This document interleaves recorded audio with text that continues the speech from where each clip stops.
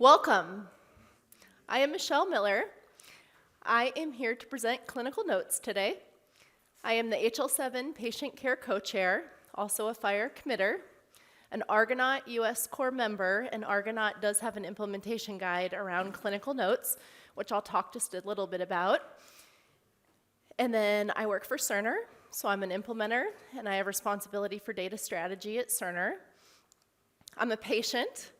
I receive healthcare services, and perhaps most importantly, I'm a related person.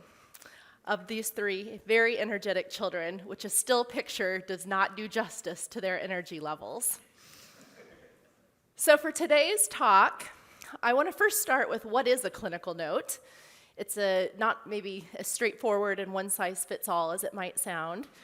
Then lead into which FHIR resource should be used. Because if you've ever tried to check the FHIR spec, there's not a lot of guidance around clinical notes, yet they're very, very core in healthcare practice. I'll give you a few examples, and then finally I'll wrap up with some Connect-a-thon feedback that we've had, which has evolved, I'll say the implementation guide and the FHIR spec. So first of all, what is a clinical note? As recently as January 2018, Graham Grieve had in his blog essentially that very question. What in the heck is a clinical note? There's different sizes and shapes and variations of clinical notes, what resource to use. There was lots and lots of discussion at a recent work group meeting around how should they be represented in FHIR. And quite honestly, back in January, there was not a cohesive answer, as Graham acknowledged here in his blog. But I do believe we've come a long way in the past few months, and I'll share some of those updates with you. But first, back to me being a related person. I wanted to mention this is my youngest son, Henry, also known as the picky eater. I have a transition of care, if you take this analogy a step, with his daycare, transitioning him home every night. I get very discrete data. And if you can read any of that discrete data, you'll find out he lives up to his picky eater reputation in the sense that over the course of an entire day, he declined breakfast, lunch, and snack, and pretty much consumed one pizza crust, like a breadstick, over the course of an entire day. But it's all discrete. There's no narrative. So in this particular example, I don't really know how his day went. I have a few, again, discrete data points around diapers and whatever else, but not a lot of narrative. At the other end of the spectrum, this is my middle son, George. He's 4 years old. This picture was taken at Disney World right before he started throwing forks at dinner. Needless to say, this son sees an occupational therapist. I'm told he's one of the children that needs self-regulation at a grand total of 3 and 4 years old. And this is what I would describe as a highly, fully narrative-based clinical note, if you will. There's no discrete data in it. It's just gobs and gobs and gobs of text, unstructured, telling me about his therapy sessions. So with clinical notes, when I use that phrase, I'm really talking about that spectrum that we just saw, from just straight up narrative text, which might be text, could be HTML, could be PDF, could be RTF, all the way up through some mix of both structure and narrative. So there's a wide variety of different formats of these clinical notes. So some other typical kinds of clinical notes that you might hear about: consult notes, discharge summaries, histories and physical, procedures, progress notes, nursing notes. Many of them, although not all of them, follow a SOAP format, which you can kind of see here with the subjective, objective, assessment and plan kind of format, but not all of them do. Again, sometimes it's just a paragraph like you saw in that occupational therapy note. Sometimes it's a little more structured, sometimes it's a mix. Again, a huge, huge variety in what you see in a clinical note. So that leads us to this question of what FHIR resource should we be using for clinical notes? And before I answer that, let me tell you all the pertinent negatives, all the possibilities we considered, but we ultimately ruled out. And again, there's no guidance in the spec today around a lot of this. It's all developing here as we speak. But first of all, one suggestion or one possibility that we immediately sort of ruled out was just use the resource narrative, the text, the .text element. And the problem with that is you'd still have to map it to a single resource, or your text would have to be describing, in essence, an allergy, a condition, an observation. And a lot of times these clinical notes were more complex than that. They were broader than that in nature. And we wanted that ability to have the breadth captured, again, holistically. And there really wasn't differentiation in the narrative text around some of the discrete, what I'll call metadata about the note, like who authored it, what the date and time was. So we didn't really like using narrative. Another popular suggestion is just use clinical impression. It kind of sounds like a clinical note. And the patient care work group really said, no, please don't. So clinical impression, by definition, is effectively just the A in the SOAP note. So again, if you're familiar with that SOAP format, the A stands for assessment. Clinical impression corresponds to a singular assessment. And often, again, these clinical notes, they may have an assessment in them, they may not have an assessment in them. They may have multiple assessments in them. And again, clinical impression was not quite the right fit there. We also considered for a minute, maybe it's an observation. Heck, a lot of things are observations. And it really wasn't intuitive the way we would have liked, because an observation has a code.text. That's kind of a funny name for the title. Wouldn't you like the clinical note title to be a little more intuitive? Also, observations typically have a single performer, whereas notes may have multiple performers involved, because you might have the person who dictated it or transcribed it or co-signed it. So there's more workflow there and more performers involved in a clinical note. So we really weren't too keen on using observation.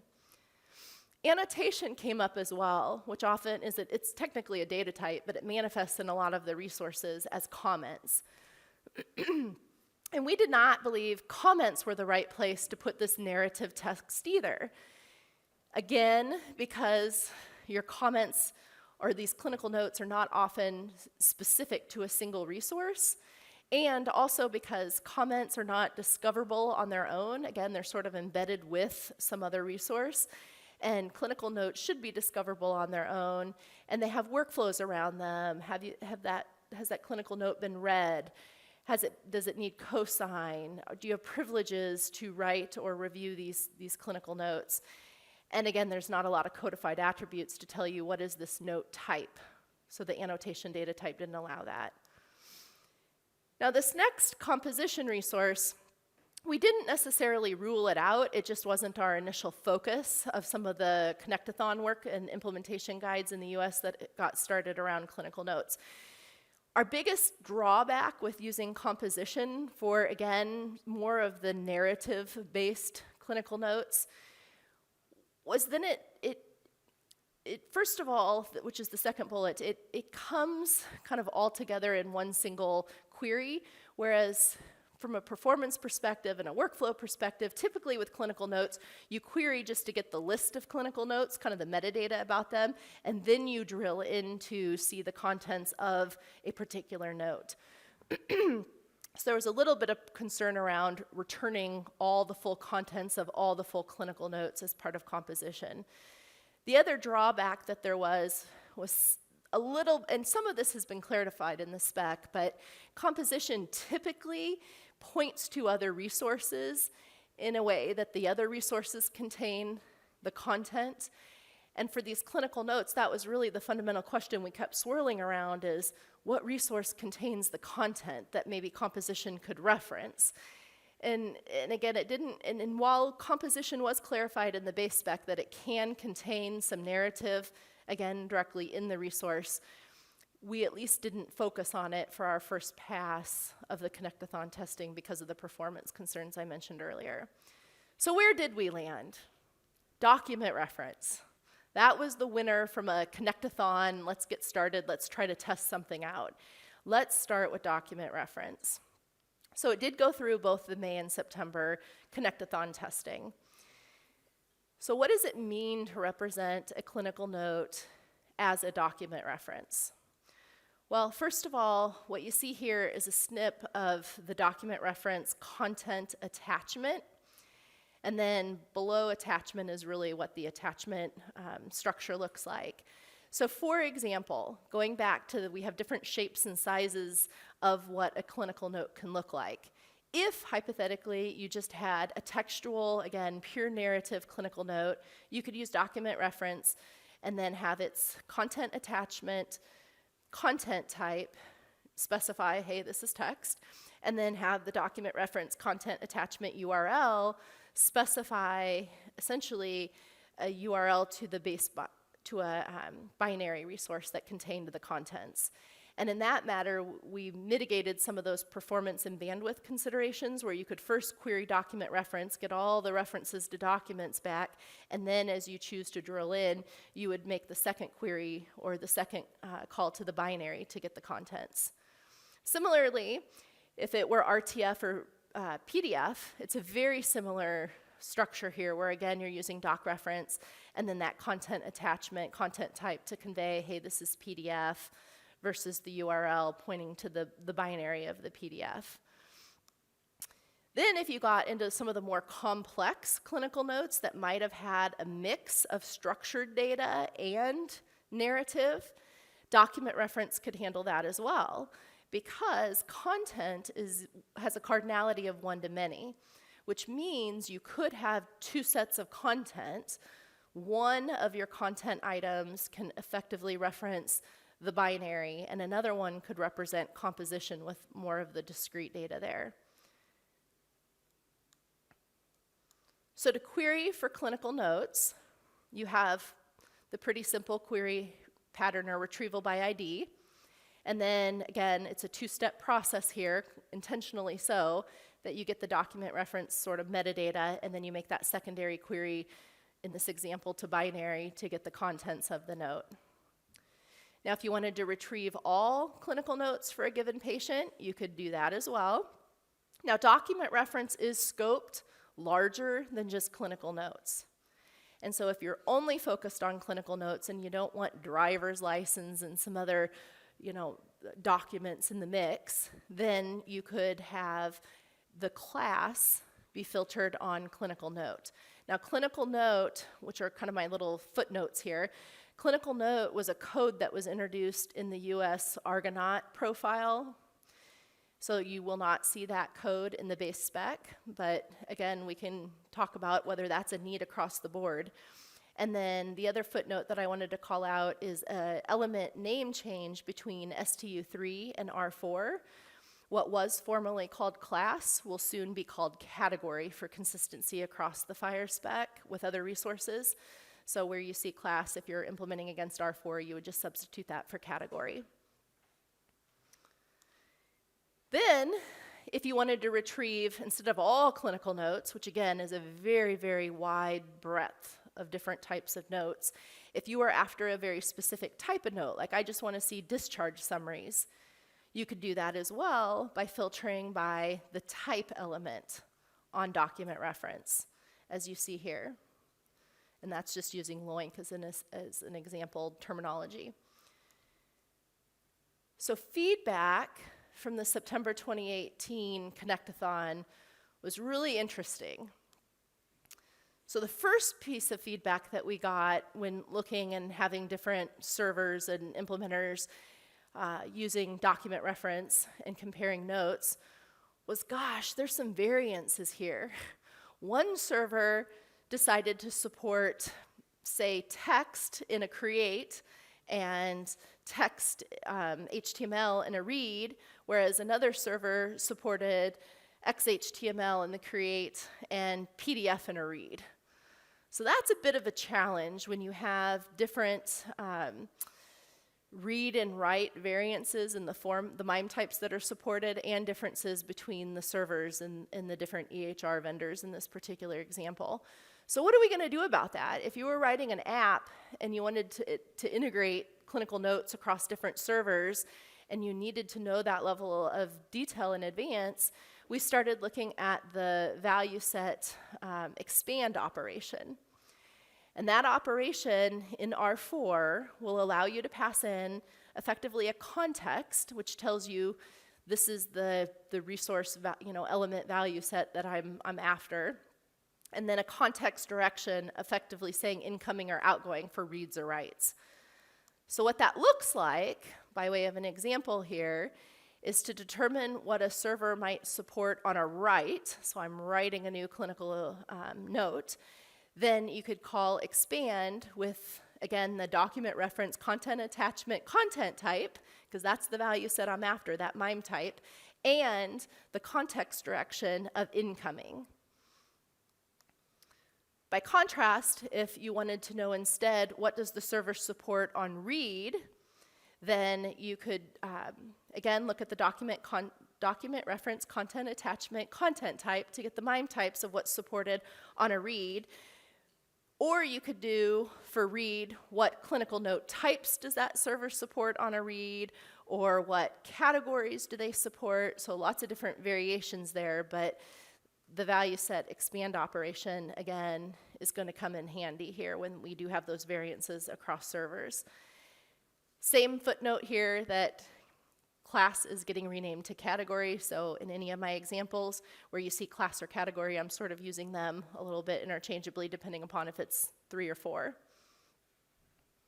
And feel free to stop me with any questions that you have as we go. Yeah? So you started your talk with what does a clinical note look like? And you're now at the point where you're saying, I don't know what a clinical note looks like, but I know how to discover one. Is that what you're saying? Yes and no. Yes, you can discover them. We have said, if I back up a couple slides, that, let's see if I can get all the way back to where I want to go.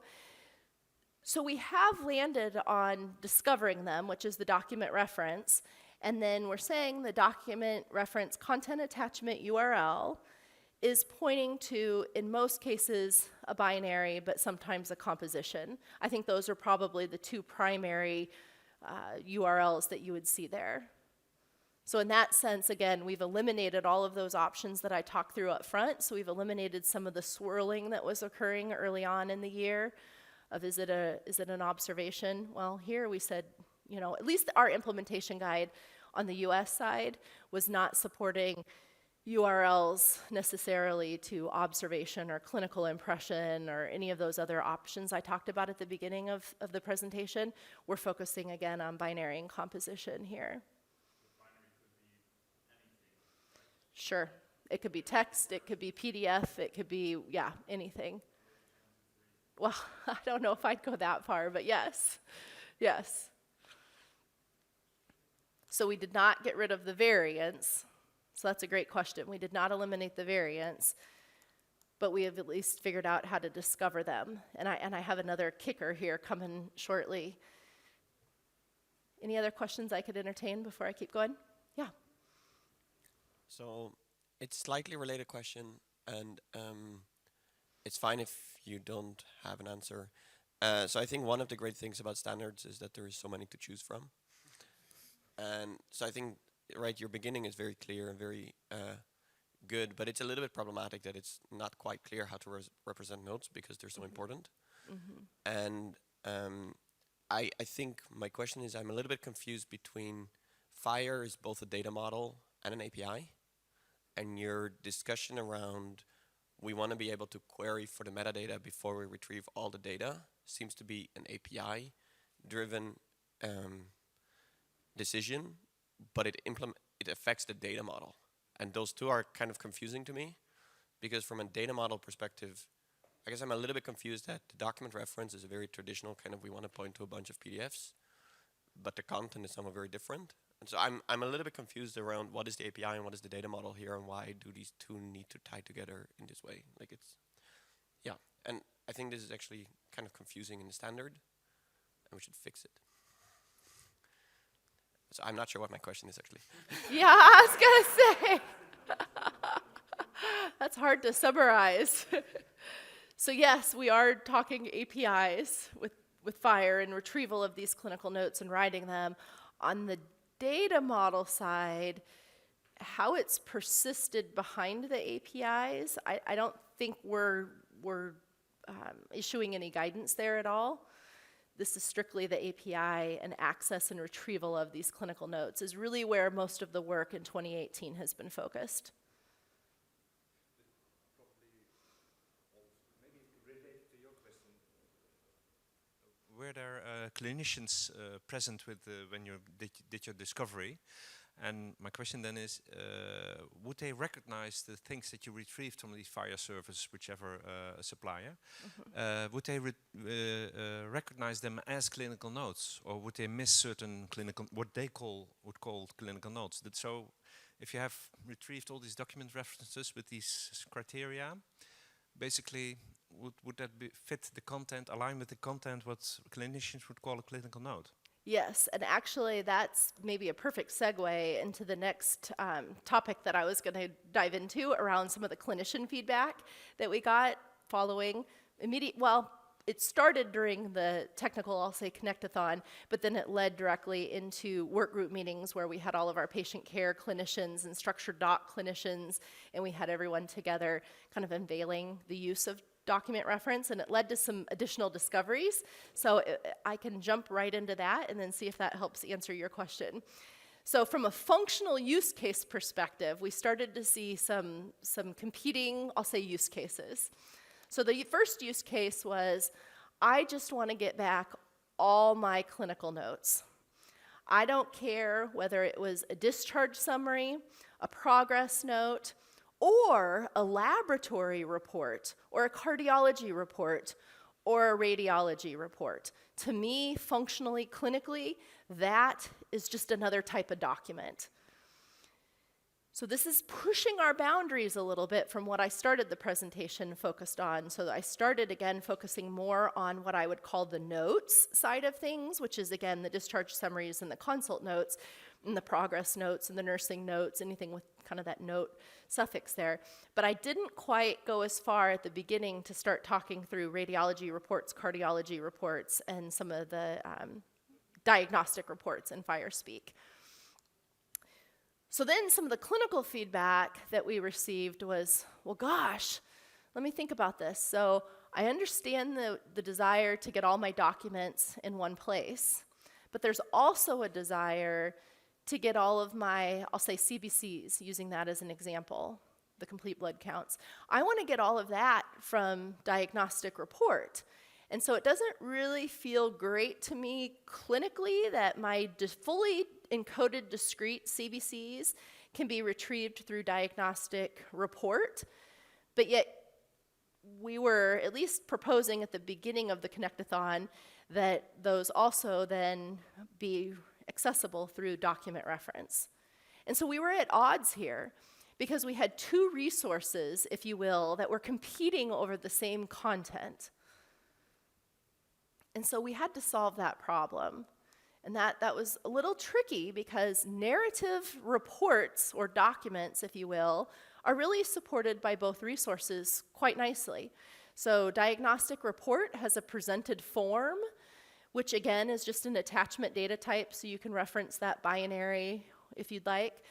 And then document reference also has the content attachment. So they're both using attachment, they both point to binaries, but yet we again have these two different resources. So on the Diagnostic Report side, if you humor me just for a minute, and then I'll get to how in the world did we get these two use cases to come together and make sense. But Diagnostic Report has a lot of the same, I'll say, query paths as the document reference does. You can query it by ID, and again, you still have that two-step process of I'm getting my Diagnostic Report and a lot of the discretes and the metadata, but then if I want the actual presented form, I would then have to follow that link and attachment to go get the binary. Similarly, I can just get a category of diagnostic reports with using that category of radiology, again, cardiology, pathology, whatever I choose to get a subset of diagnostic reports. And then if I want a very specific kind of diagnostic report, like the interventional radiology note as an example, then again, I can use the code that Diagnostic Report offers and do a query that way. So again, to summarize, and I think the Venn diagram really puts it into a nice picture, is we have these two resources that are very distinctly different in the sense that a document reference could also have, again, the scan driver's license and consult notes. And I don't think anybody in this room would probably argue that a driver's license is a document reference and you should never put a driver's license in Diagnostic Report. It doesn't make sense. So there's clearly a need for document reference. But on the flip side of it, there's clearly a need for Diagnostic Report too, because you could have, again, the fully encoded, fully discrete CBC example, where I want references to my discrete observation results. I want the white blood cell counts. I want the red blood cell count. I want, again, all of that discrete data. And you would never put that in document reference.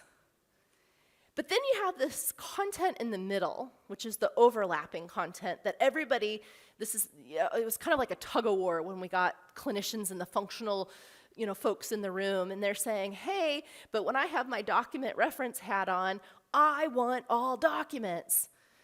But then the Diagnostic Report folks were saying, but I want all CBCs, and I shouldn't have to go to two places just because in one case the CBC is, again, discretely coded, and in another case it might be scanned. It's a scanned version of that physical paper that the patient brought you.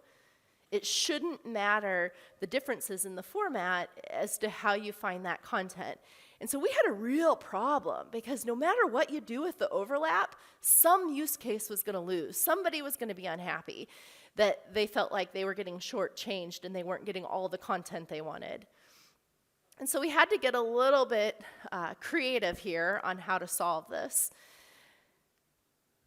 Because, and the second bullet there is probably the most important one, which is determining which resource to query is not exactly defined by the type of information or the nature of information. It was more based on, this server or, this API works this way, but this other API works another way. And that really wasn't a good answer. So what did we do? Well, first, in the base FHIR spec, we updated the clinical safety checklist. We wanted to make sure that from a patient safety perspective, that it was called to every implementer's attention that you could have content that might reasonably be exposed in more than one FHIR resource. There were not precise boundaries. As much as we'd all love there to be perfect boundaries between all the FHIR resources where you always know I get all my fill-in-the-blank clinical concept using this one resource, this was a use case where those boundaries just weren't as crisp as we could make them. And we didn't want to make them clearer and, again, slice that overlapping Venn diagram content into one resource or another because, again, we'd be sacrificing one of our two use cases. And so instead, again, the clinical safety checklist has been updated in R4 to call this to everybody's attention. Now, for the US-based Argonaut Clinical Notes Implementation Guide, so this is specific to the US implementation guide, we took it a step further. We debated for a little bit on what are we going to do, and there's different options, and the clinical safety checklist goes into a little bit more detail of, whose responsibility or how do you go about mitigating this? And from an implementation guide perspective, we could have put the onus on the client to say, query both resources and, merge it all together kind of thing. But we didn't think that was the safest thing to do. So at least in the US, with our implementation guide, we've drafted it in a way that content now, using a shall statement, will be exposed in two different resources. And although that might feel ugly on the surface, and I'm the first to admit it's ugly, and we've had lots and lots of debate about all of this, as ugly as it is, we felt that was the safest approach, in the sense that if you only want documents, you're not going to be losing some document disguised as a diagnostic report. And if you want all CBCs, you're going to get all CBCs and not miss any of them that might have been disguised as a document reference because it was a scanned version of that CBC report. So with that said, I'm happy to entertain any questions or receive the Rotten Tomatoes with the expose the content twice. But what questions do you have that I could answer? Yes.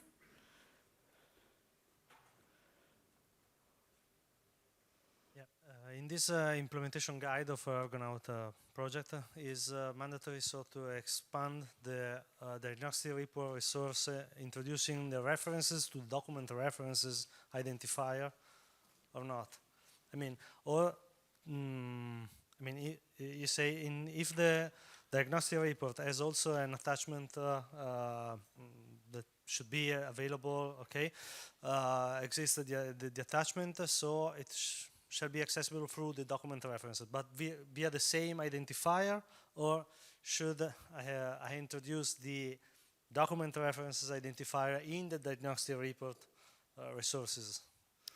I don't think we had a discussion around whether the identifiers should be the same, but we did acknowledge that the URL to the binary, the contents, whether that's the presented form or the content attachment, it should be the same. So these two I'll say, document reference and diagnostic report should be referencing the same binary underneath the cover. So if you were needing to deduplicate, for example, because now we're exposing the same content in two different resources, and if you query both of them, perhaps, then you have, again, duplication on that overlap section.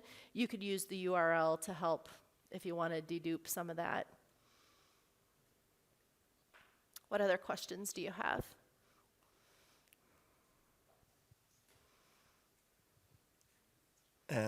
So now an actual question.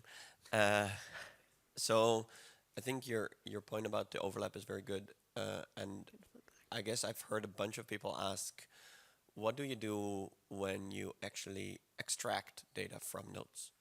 So for example, in your case about CBC is kind of very clear and obvious that there can be a written result, which is also actually a result. Yes. And so you may actually also want to have an observation and link that to the document. Mm-hmm. That's kind of a very obvious case, but there's a lot of people here that are doing variety of NLP mm-hmm. on the clinical notes. And is there any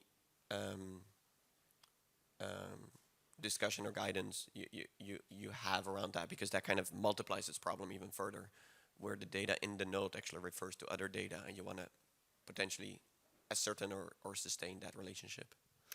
Yeah, so to speak to the relationship specifically around any distracted subsets of the note itself, you can use provenance to say this is where this discrete piece of information, it's attributed back to this bigger note or this bigger document. So I think the relationship can be maintained, again, through provenance. And composition, I guess I didn't call that out directly here, but composition is available if you really want to create, again, a highly structured CCDA-like, clinical note of sorts that says, it was these 5 observations and, these other 2 resources, and put that all together into a document kind of package. You can do that. So I think that's still an option. Yep, 2 more questions in the front.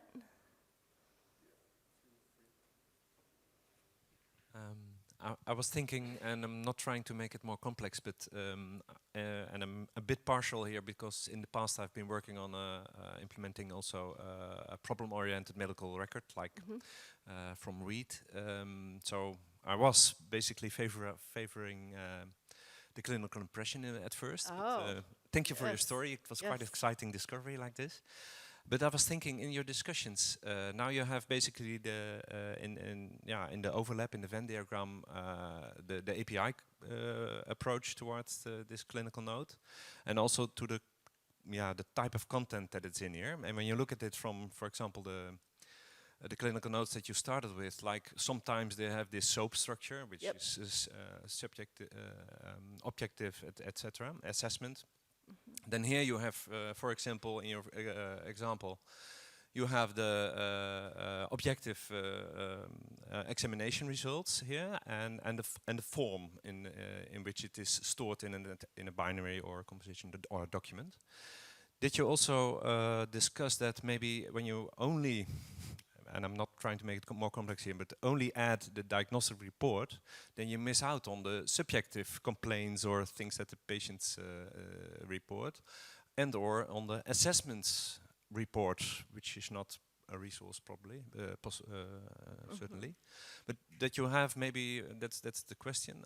Did you at any point discuss that maybe apart from form and technical content of the information, that you maybe need another dimension, which is basically maybe the clinical role of the note or of the part of a piece of information. So what does this note mean in the clinical process, decision making, or like SOAP structure? So I want to make sure I understand your question. So for a SOAP note, which is, let's say, using document reference to begin with, there's different... Yeah, but the thing is, SOAP notes, they can be put together, composed in time over different notes, which mainly at some point in time you only have the subjective, maybe added at some point with physical examinations or other observations, and then at some point you have a progress note, which is kind of a summary of a whole period. But in between you have all kinds of clinical notes which together make the progress note, for example.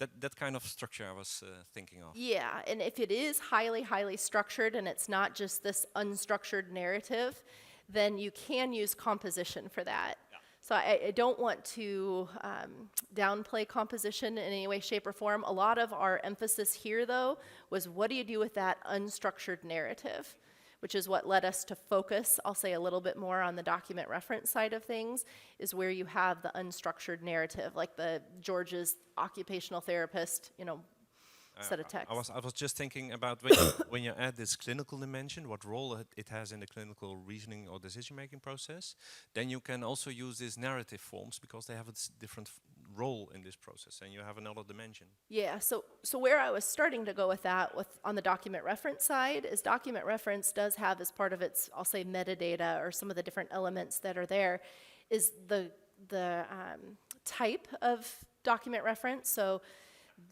whether this is a discharge summary or a progress note, and then there's also a category where you can, broadly label it as a clinical note. But the type is more specific than the category or the class, and so that can get as granular or as discrete as you'd want. So if you do have any learning or reasoning that you want to do kind of at the document type level, you can do that. So that's helpful. And I think we're down to 2 minutes left, so we'll see if we can squeeze in 2 questions in 2 minutes, see how fast they are. Yeah, I'll try to be fast. So do you have any view on the implementation status? I understand that this is currently in Argonaut's implementation guide. Was this already in some hackathon or connectathon, or will it be? Yes, it was in the last 2 work group meeting connectathons, so it was in May and September, and it was largely, I'll say, attended, and a lot of the participants were US-based Argonaut members, so it was heavy on the US side with respect to the input that we received. But as far as that implementation guide has gone, I think we still recognize the base FHIR spec is lacking, seriously lacking guidance in this area. And so I think we'll take a lot of what, I'll say, Argonaut has learned and then figure out what pieces and parts we can add guidance to in the base FHIR spec. And I think there's certainly guidance to add around using document reference and composition and diagnostic report, but I do not think we would ever go as far in the base spec to say you shall expose, your clinical note, if you will, in 2 different resources. That was a decision at the implementation guide level that we don't expect to push down to the base FHIR spec. But on the last slide, I had my contact information, and then Brett is the one who effectively leads the Argonaut project. And so if there's any feedback on the US-specific Argonaut profile, you can certainly send that to Brett or myself. And then, did you have a question, Alexander? Yeah, I was just going to speak to Sebastian mostly, but the class and category and type stuff. For the Netherlands, we have this endeavor to standardize these type of things, like Argonaut did for clinical note. I'm not sure if there's a clinical note represented in our set, but it tries to make life easier when you search across multiple XDS domains that this fits into nicely. And for the Dutch use case, soup or soap use case, we landed on composition. That's the only thing I wanted to add. Yeah, and that's why I was careful in the presentation to say we didn't rule out composition, we just didn't focus on it in our implementation guide, but composition is perfectly acceptable. One extra thing, after you discovered that clinical impression wasn't going to do it for your use case, is there still life for clinical impression? Patient care would say yes. So so again, speaking as a patient care co-chair for HL7, that there is still belief that clinical assessment is valuable and it's needed. It's just, again, scoped to a singular clinical assessment, like the A in the SOAP. So again, some clinical notes may not have any assessments in them. Some of them may cover the full breadth of SOAP, not just the A, which is what the resource supports. But we meaning patient care, have been very defensive in saying, stop thinking about clinical impression as your clinical note. That is not the correct interpretation. And we've spent a little bit of time updating the scope and the content, like the introductory content, saying in writing, I believe we have added in there now, it is the A in SOAP. It is not the full SOAP note. So suppose you have this composition for SOAP. Would the contents of the A be in a clinical impression, meaning that a clinical impression would be linked into a composition? It could. That feels a lot better from a patient care perspective, to say your clinical impression is a piece of an overall structured clinical note, highly structured clinical note. Then yes, that could be. Yeah. Well, I thank you. I think we are at time, so I appreciate the questions, and I'll stick around for a moment before lunch if there's any other questions. Thank you.